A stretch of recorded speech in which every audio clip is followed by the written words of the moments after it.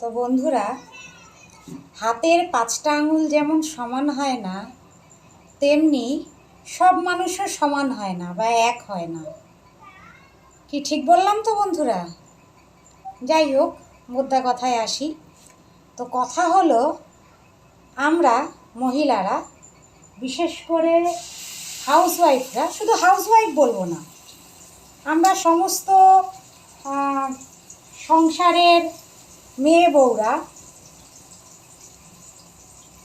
আমরা এই গরমে, তোমরা তো জানো কি গরম পড়েছে এখন, আর আমাদের বাড়িতে তো এসিও নেই, ওই কয়েকটা ফ্যান আছে। অনেকের বাড়িতে রান্নাঘরে পাখা থাকে বা এসি থাকে। আমি সাধারণ মধ্যবিত্ত বাড়ির বউ, তো তাই আমার বাড়িতে এসি নেই, সব ঘরে পাখাও নেই, সেই কারণে রান্নাঘরেও পাখা নেই। তো রান্নাঘরে এই গরমের মধ্যে অনেক কষ্ট করে রান্না করতে হয়। আমার কিছু দুঃখের কথা তোমাদের বলতে এলাম। আমার মতো যেসব বউরা বা দিদিরা, বোনেরা এত কষ্ট করে রান্না করো, এই ভিডিওটা তাদের জন্য। তো এবারে আমার কথায় ফিরে আসি। এই যে গরমে এত কষ্ট করে রান্না করি, চেষ্টা করি সব সময় ভালো সুন্দর করে রান্না করার, কেননা রান্নাটাকে ভালোবাসি, তো তাই ভালোবেসে করি। ধরো এবারে রান্না করতে গিয়ে, তার হাতটা একটু ধুয়ে নিই।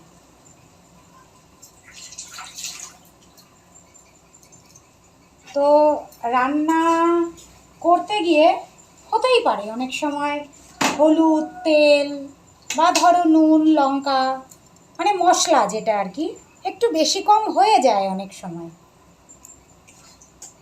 কিন্তু আপ্রাণ চেষ্টা করি আমরা যে রান্নাটা করছি সেটা যাতে সুস্বাদু হয় খেতে।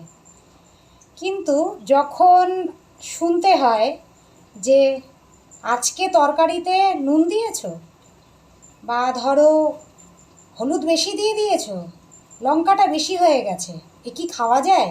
খাওয়া যায় না, ভালো লাগছে না খেতে। তখন আমার তো শুনে খুব কষ্ট হয় মনে। তোমাদেরও কি আমার মতো হয়?